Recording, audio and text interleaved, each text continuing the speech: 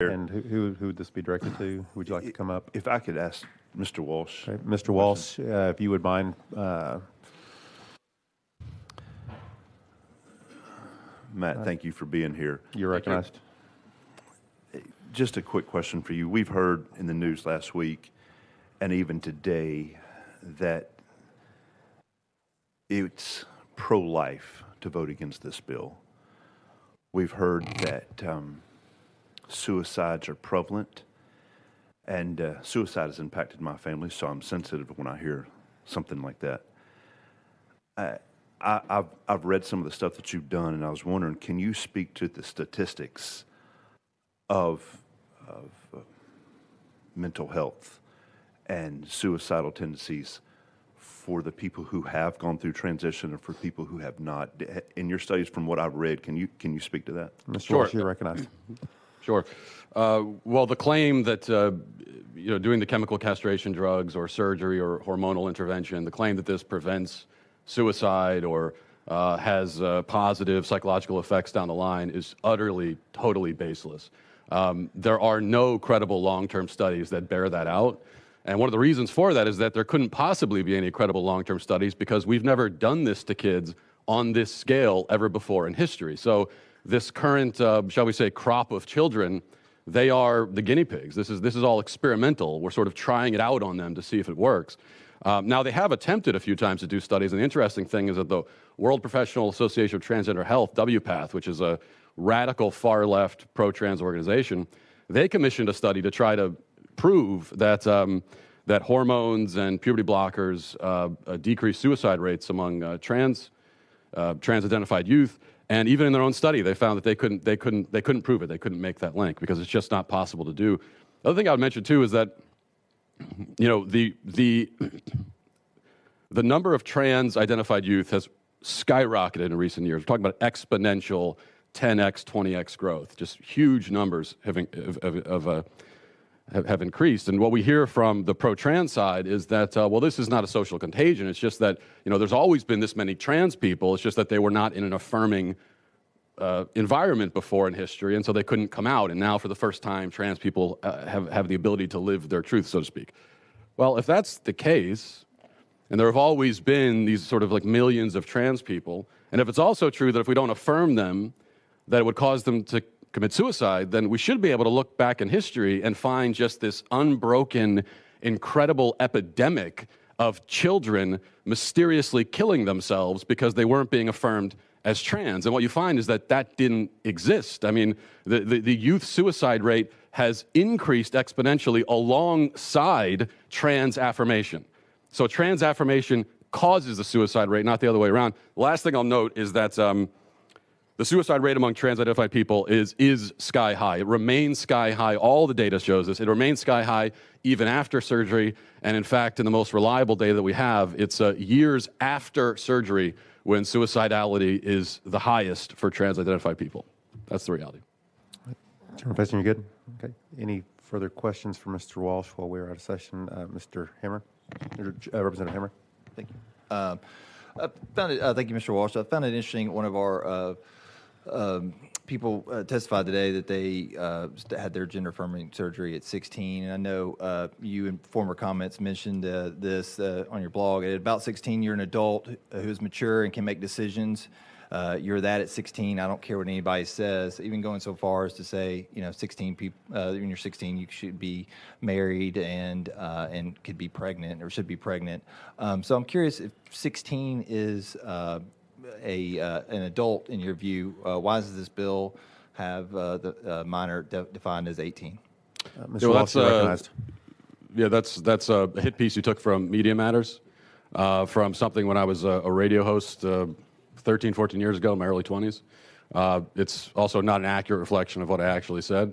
I was talking about the fact that people tended to marry young historically, and that's all that was about. How does that relate to this subject? Just curious of your definition of if you feel like people are adults at 16 should. Well, people are adults at 18, but actually, your brain is not fully developed until you're 25. So we should be having a conversation about whether we should even be doing these surgeries to people at 18. But certainly before 18, it's absurd. I mean, do you think that a 16-year-old can meaningfully consent to having their body parts removed? Do you? No?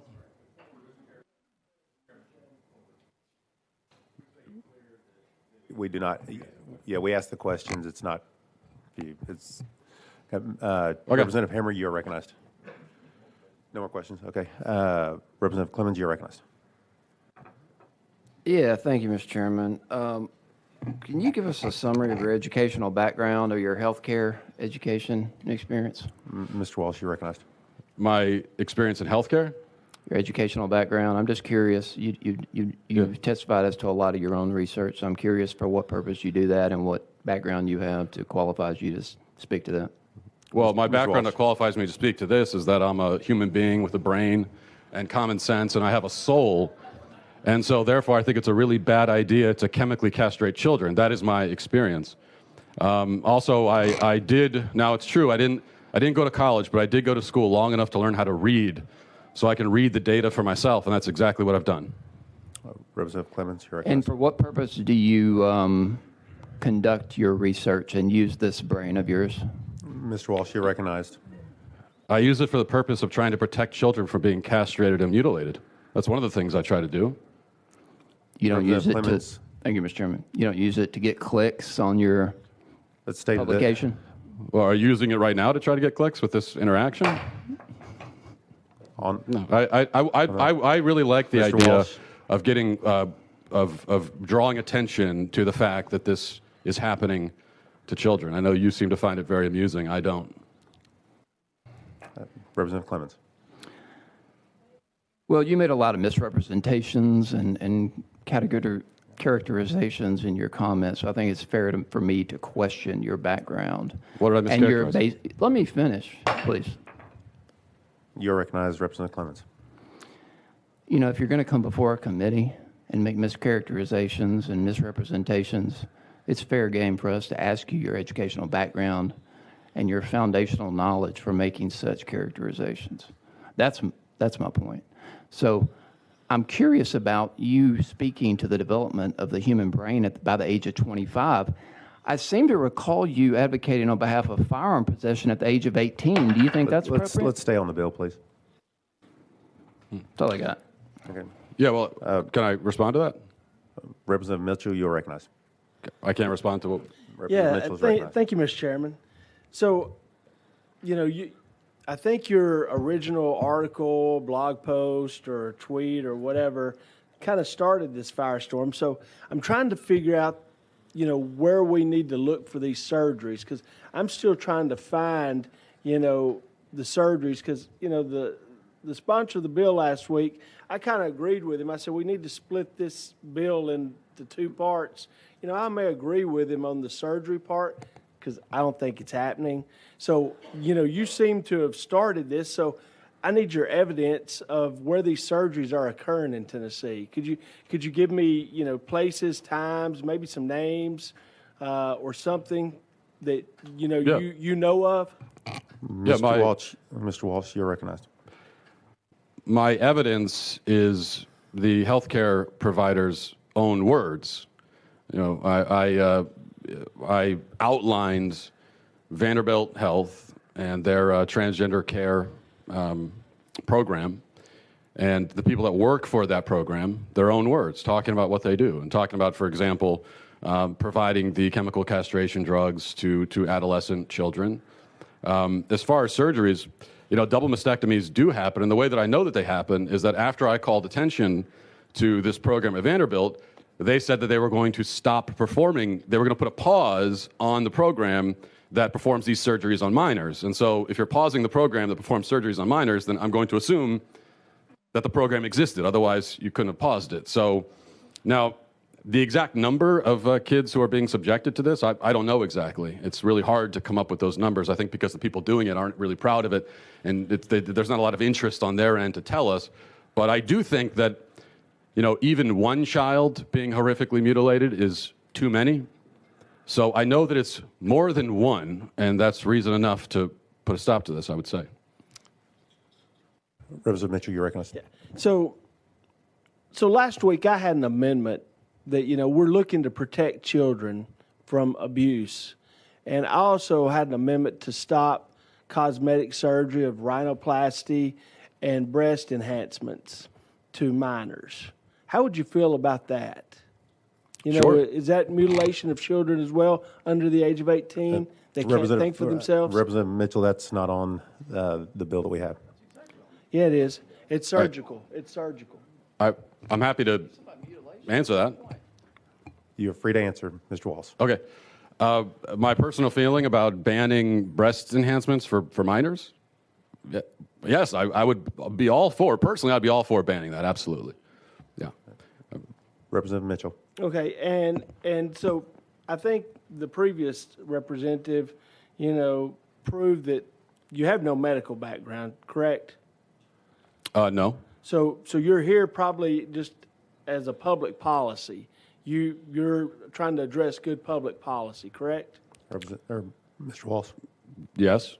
So I just have to question, some of your public policy, expertise when, I'm reading here, Singapore is able to have nice things in part because they execute drug dealers by hanging and arrest even petty vandals and thieves and beat them with a cane until they bleed. We don't have nice things here because we aren't willing to do what is required to maintain them. So, with statements like that, I kind of have to question your public policy beliefs. And, and you also stated there'd been no studies. Well, I'm sitting here holding a study from the American Academy of Pediatrics from the University of Pittsburgh about the suicidal disparities between transgender and cisgender adults and children. So I think, before you state things, you may need to know all the facts. Thank you. All right, thank you. Can I respond? Chairman Williams, you're recognized. Thank you, Mr. Chairman. I make a motion to go back out of session, or back into session. Thank you. Is there objection? All right.